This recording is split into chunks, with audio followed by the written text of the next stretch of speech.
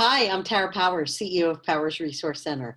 Today I had the pleasure of hearing the Vice President of ATD speak about some new research that they're going to be launching in the next few weeks on some expectations that large companies, big and small companies, have about management and their responsibilities to coach their team, whether in person or remote.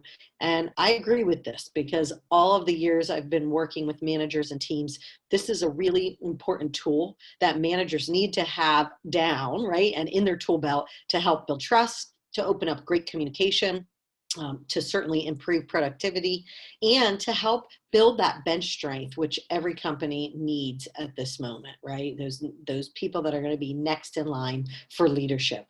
So what I realized though is that a lot of managers don't know how to have the right conversations, whether it's coaching or just other important management conversations. So I put together a very quick and simple tool that managers can use to remind themselves of the different types of conversations they should be looking to have on a regular basis. And I'm going to do a little video and share that with you right now. Okay, so let's take a look at this. The first thing I want to show you is the different types of conversations that managers should be having. And they really are about the when and the why, right? When should I be having them? Why are they important? And so what you're going to notice here is the first type of conversation is a training conversation. And this is important when the employee is brand new to the company, brand new to the team. Maybe you've provided them a new process or task they've never done before, or maybe they have a new client that they're working with. The goal here of this type of conversation is to teach the employee, to demonstrate how to do something successfully and to model what you would like to see them do. The second type of management conversation you should be having is feedback. Feedback is probably one of the most important ways that we develop relationships and clear expectations and trust with our employees. What I find is managers find this very difficult, especially when it's feedback to course correct either behavior or performance. So this is important.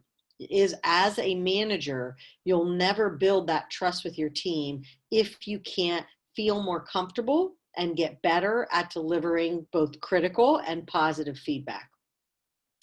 When you notice that behavioral change is needed, when maybe your employee has a difficult attitude, they're not participating in meetings the way you would like to see them participate, maybe they don't actually speak or communicate in a way that makes people feel valued and included, feedback needs to happen to turn that around.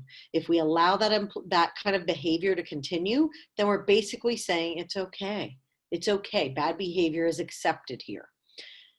Another reason to give feedback is when you notice performance is slipping. So someone's not meeting expectations, they're missing deliverables, goals, maybe you're getting client complaints. We need to get that back on track.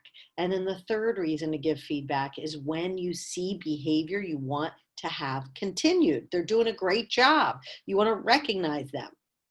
So the goal of this type of conversation is to correct, to adjust, or to recognize. Let's look at the third type of conversation, super important for managers, is accountability.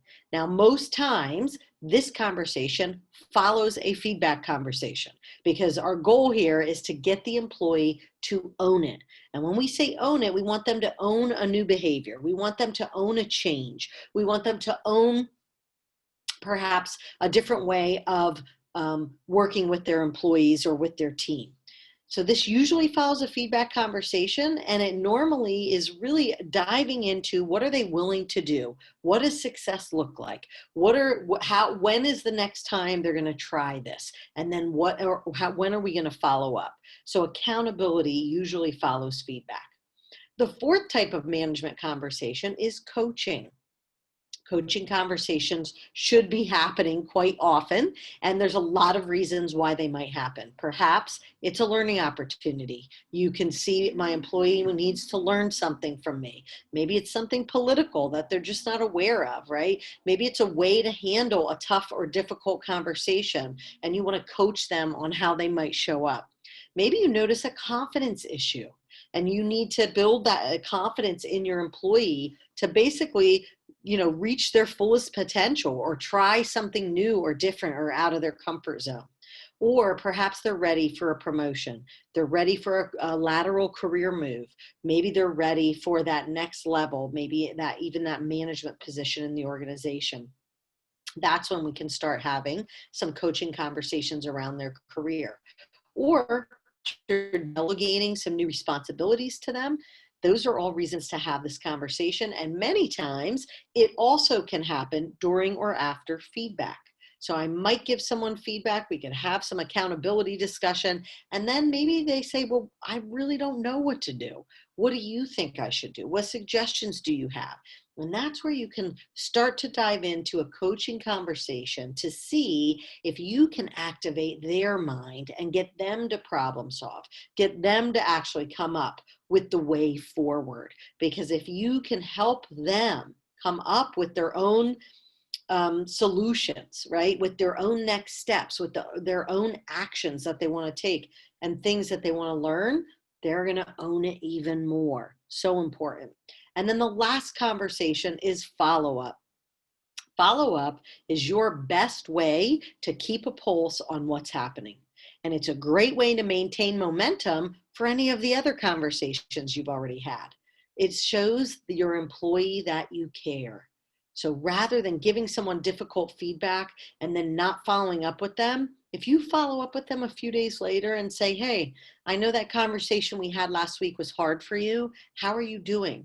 What else can I do to support you? Where else do you need help? How's it going?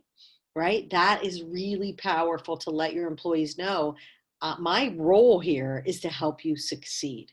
And sometimes I got to give you tough feedback, but I'm always going to make sure that you have what you need from me.